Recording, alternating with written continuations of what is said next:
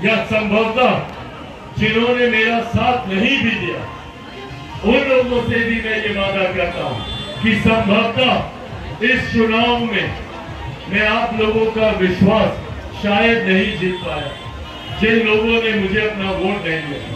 पर ये वादा उन लोगों से भी करता हूं कि इन 5 सालों में अपने विकास के कार्यों के माध्यम से हर एक व्यक्ति, हर एक परिवार का दिल जीतकर यहाँ से जाऊंगा। ये वादा भी आप लोगों से। कई ऐसे कार्य हैं जिसकी जानकारी कुछ दिनों पूर्व भी मैंने यहाँ पर एनडीए के द्वारा आयोजित कार्यक्रम में भी मैंने दी। केंद्रीय विद्यालय को लेकर उस पर हम लोगों ने काम करना शुरू कर दिया।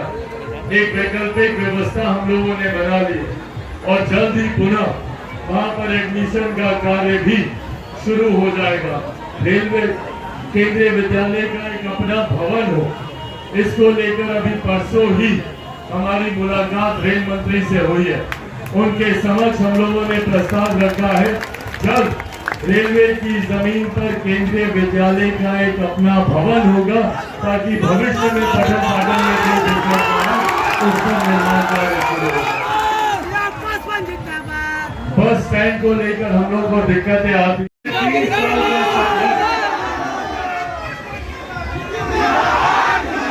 ये 3 साल का संघर्ष अकेले चिराग पासवान का संघर्ष नहीं रहा। ये 3 साल का संघर्ष हर उस व्यक्ति का संघर्ष रहा जिन्होंने हमारे नेता को अपना आदर्श मानकर उनके पक्षों पे चलने का काम किया। और इन 3 सालों में आप सबने भी न दिन को दिन समझा, न रात को रात समझा। उसी ईमानदारी, उसी निष्ठा के साथ हर कोई मेहनत करता है, बिना इस उम्मीद के कि बदले में हम लोग को क्या मिलेगा, नहीं मिलेगा। पर आज जब पार्टी ने नई ऊंचाइयों को हासिल किया, आज जब एक नई मजबूती के साथ लोक जनशक्ति पार्टी रामविलास आगे बढ़ने का काम करे, तो यहीं पर हम लोगों को इस बात को भी अपने आप को बताने की जरूरत है कि जहां एक तरफ पार्टी की उपलब्धियां हम लोगों के लिए गर्व करने का विषय है, पर इस गर्व में रत्ती भर भी अहंकार नहीं होना चाहिए। जिस विनम्रता से, जिस सादगी से हमारे नेता ने आगे बढ़ने का काम किया, उसी विनम्रता, उसी सादगी के साथ हम लोगों को भी आगे बढ़ने की जरूरत है। और लोकसभा का ये चुनाव महज एक पड़ाव था।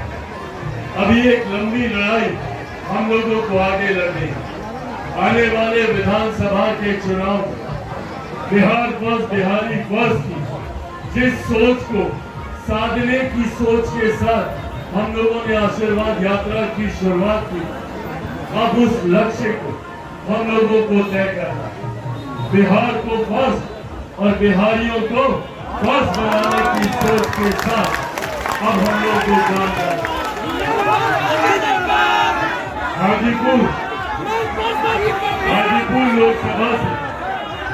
हाजीपुर लोकसभा के अपने साथियों से मैंने वादा किया था कि अपने नेता आदरणीय रामविलास पासवान जी के अधूरे सपनों को पूरा करूंगा। वो हाजीपुर लोकसभा को देश की सबसे विकसित लोकसभा बनता हुआ देखना चाहते हैं। उस सोच को धरातल पर उतारने की जिम्मेदारियों को अपने कंधों पर लेकर चलता हूं और ये वादा पुनः आप लोगों से करके जाता हूं कि आने वाले 5 सालों में कई ऐसे अधूरे कार्य जो अभी तक धरातल पर नहीं उतर पाए हैं, हर एक उस अधूरे कार्यों को पूरा करूंगा। आप लोगों से किए गए हर एक वादे को आप लोगों के सामने पूरा कर दिखाऊंगा। ये विश्वास आप लोगों को दिलाना चाहता हूं और हाजीपुर की जनता से भी ये वादा करता हूं, ऐसा कोई ऑडिटोरियम नहीं, यहीं बगल में ही हम लोगों ने जमीन को चिन्हित किया है। बहुत जल्द यहाँ पर अपना ऑडिटोरियम भी हम लोग खोलने जा रहे हैं। ये वादा भी आप लोगों से करता हूँ। ये कुछ ऐसे कार्य हैं जिसमें तत्काल प्रभाव से, क्योंकि चुनाव के दौरान भी केंद्रीय विद्यालय को लेकर, बस स्टैंड को लेकर, ऑडिटोरियम को लेकर ये तमाम विषय आए थे।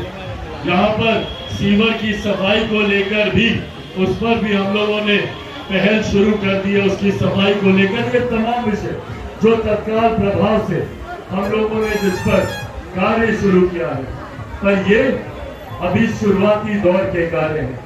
कई ऐसी बड़ी योजनाएं हैं जिस पर हम लोग चर्चा कर रहे हैं। भारत सरकार में हमारे प्रधानमंत्री आदरणीय नरेंद्र मोदी जी के द्वारा मुझे फूड प्रोसेसिंग की, खाद्य प्रसंस्करण की के विभाग की जिम्मेदारी दी गई है।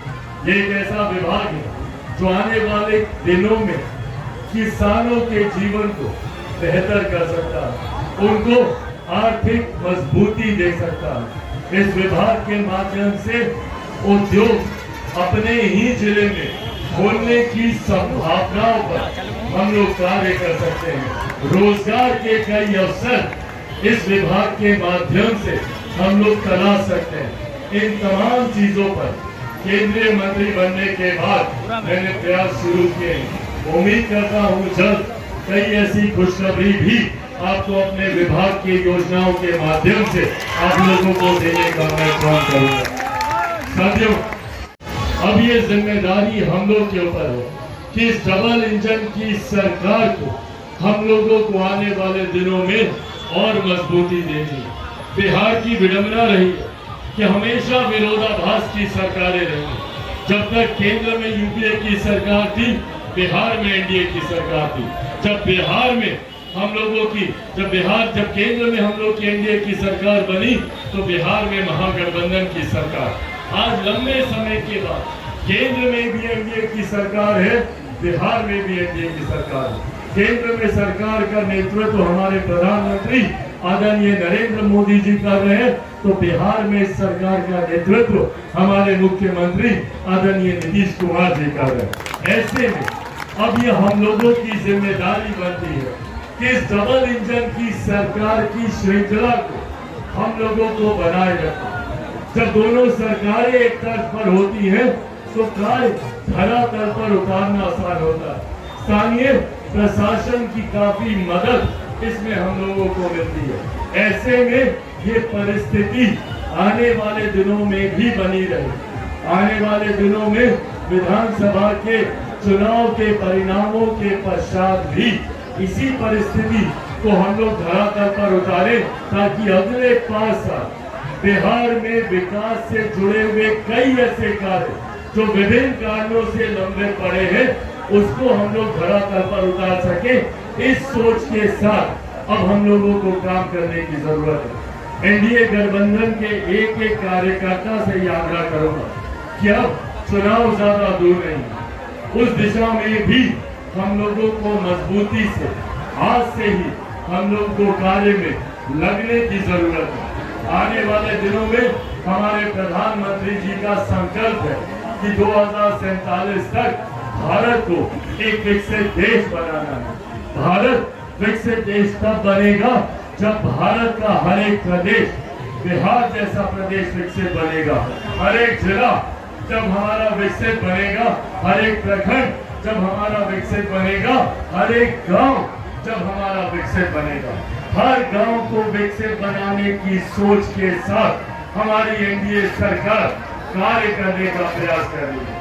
भारी संख्या में वो लोग जो हमारे नेता आदरणीय रामविलास पासवान जी के विचारों में आस्था रखते हैं, जो विकसित बिहार को बनाने की सोच रखते हैं और जो बिहार फर्स्ट और बिहारी फर्स्ट के मुहिम के साथ जुड़ने का संकल्प लेते हैं। आज इस मंच के माध्यम से भी मैं आप सबको आमंत्रित करता हूं और आप सबके माध्यम से अपने अपने गांव में और अड़ोस पड़ोस में रह रहे आपके तमाम साथियों को भी आमंत्रित करता हूं कि 28 तारीख को पटना के 28 नवंबर को, अभी इसमें समय है और आज से ही हम लोग निमंत्रण देंगे, तभी गांव-गांव पूरे प्रदेश में ये जानकारी जाएगी। तो 28 नवंबर को पटना के गांधी मैदान में हम लोग इस रैली का आयोजन कर रहे हैं। पुनः वहां पर हम लोग इस संकल्प को दोबारा लेने का काम करेंगे और बिहार को फर्स्ट और बिहारियों को फर्स्ट बनाने की मुहिम को आगे बढ़ाने का काम करेंगे। पुनः अपने नेता, अपने पिता आदरणीय रामविलास पासवान जी के चरणों में नमन कर उनके आशीर्वाद की कल्पना, उनका आशीर्वाद सदैव हम सबको मिलता रहे। उनके आशीर्वाद से उनके ही सपनों के बिहार को हम लोग बना पाए। इसी के साथ एक बार फिर से आप सबका बहुत बहुत धन्यवाद। जय